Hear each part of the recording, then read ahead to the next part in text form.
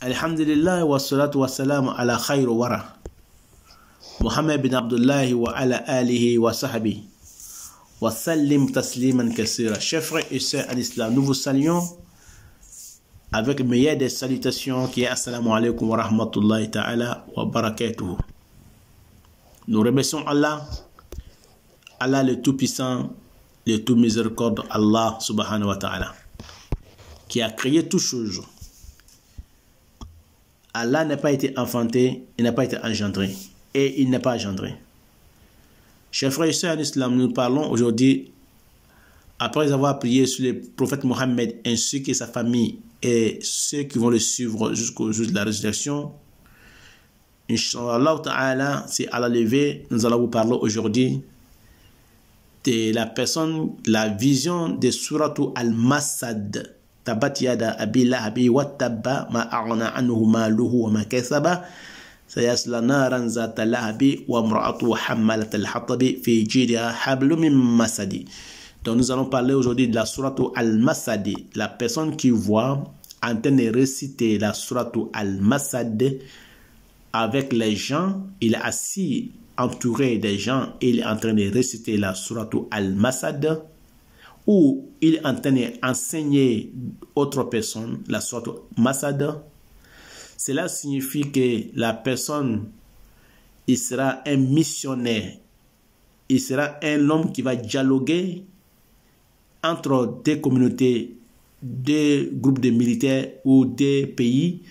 Il sera un homme ambassadeur, il sera un homme chargé de mission quand il voit qu'il est en train de réciter la Sourate Al-Masad entre lui et d'autres personnes.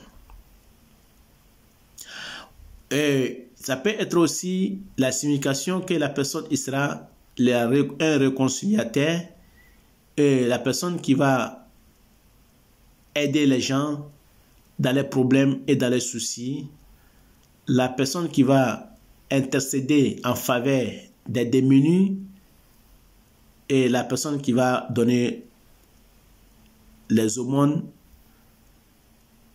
à des pauvres et des nécessités.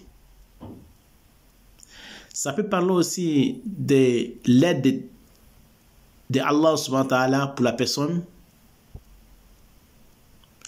où Allah va sauver la personne contre ses ennemis, Allah va sauver la personne contre ses alliés, il sera un homme vainqueur et ses ennemis seront vaincus.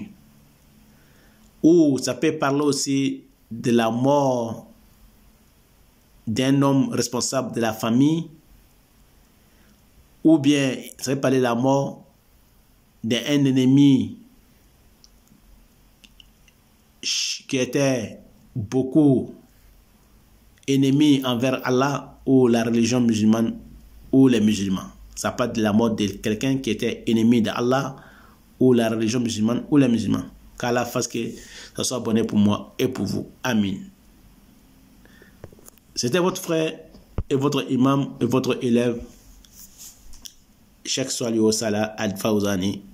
Voilà ce que Allah m'a facilité pour vous pour l'interprétation des rêves de Surat Al-Masad. Qu'Allah fasse que ça soit bonheur pour moi et pour vous. Amin. Wassalamu alaikum wa rahmatullahi wa barakatuh.